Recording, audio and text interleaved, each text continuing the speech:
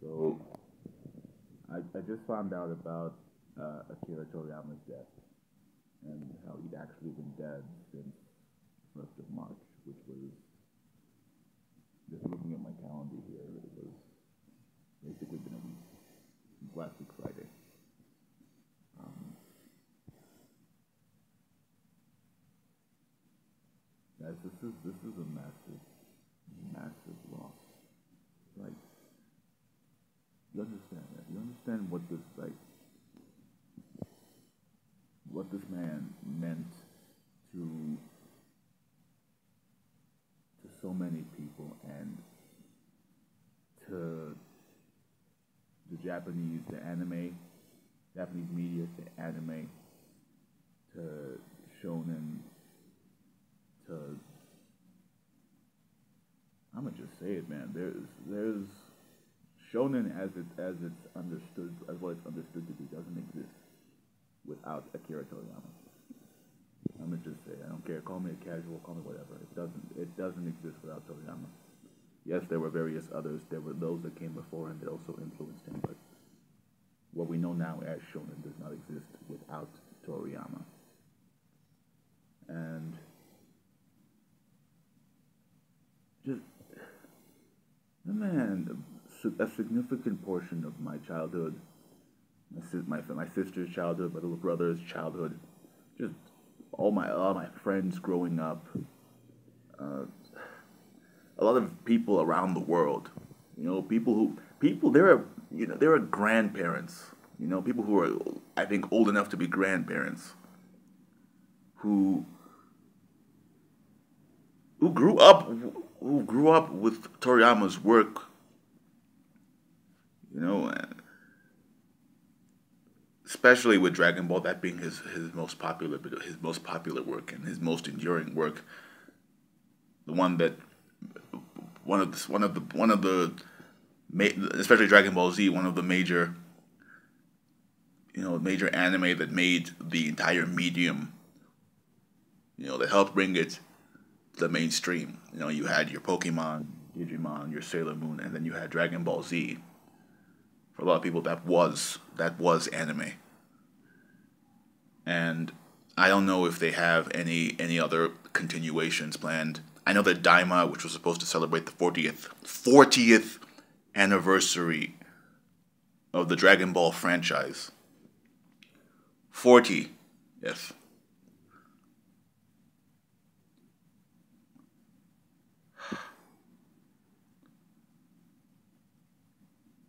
So Daima is supposed to come out soon. I don't know if they have any other movies planned that are in the works, or if any continuations with Dragon Ball Super or any new video games that are going to be coming out. But when Daima comes out, I'm gonna watch it, even if I don't like the series. And I'm gonna get down to that in a second. But like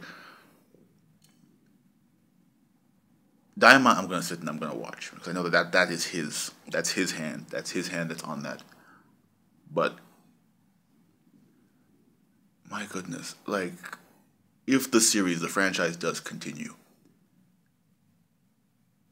I don't know if I'm gonna be able to sit and watch anything Dragon Ball related, knowing that Akira Toriyama is no longer on Earth.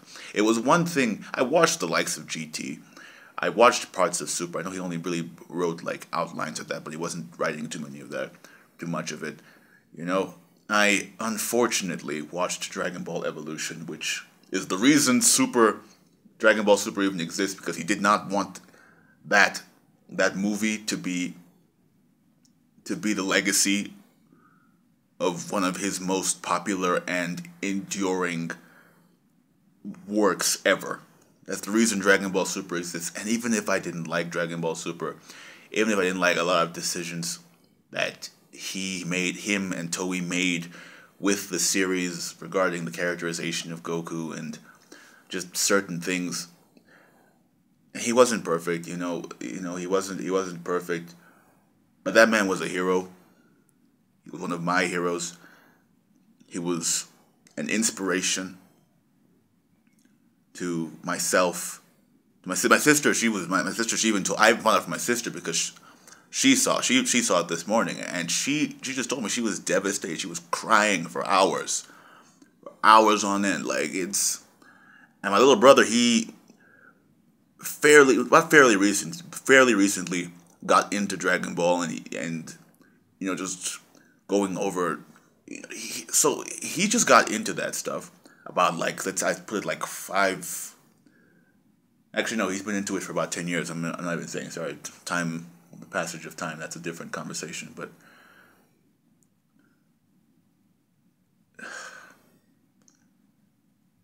and again, the way he died, subdual hematoma, which is a pool of blood just pushing into your brain, and those brain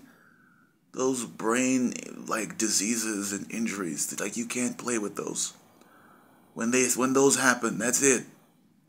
That's it. He died at 68. 68 is not old. 68 isn't old. 68 isn't a good age to die. Not like that. A man responsible for... That man deserved to die in peace. If he was going to die, it should have been of old age, proper old age. He sits and he dies in his bed surrounded by loved ones in peace. Not like that. Not like that. Not like that. I'm mostly just talking because I'm currently in the anger stage of grief, so it's a lot to process. And knowing that he's been dead for a week. An entire week. I was going about my life not knowing Akira Toriyama was dead.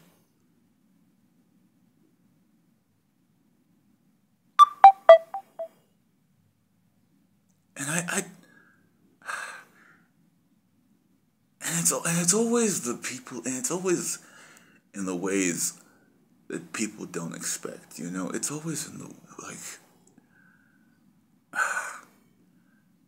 it's always the people. It's always like the celebrities and the famous people that I admire and respect and look up to. It's always the ones I don't see coming, and it's always in the ways I don't see coming.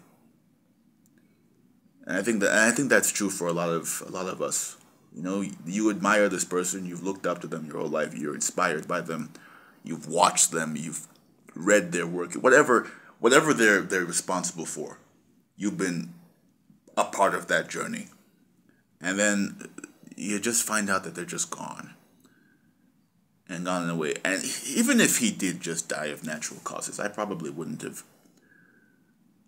still be I'd probably still be feeling the way I feel. But because that's how it is, it just happens. It's not fair. It's never fair. So let me not make this video too long. It's probably, we're already going on over 8 minutes and 30 seconds. I just want to say first and foremost, rest in peace, Akira Toriyama. You were an absolute legend, a hero, an inspiration.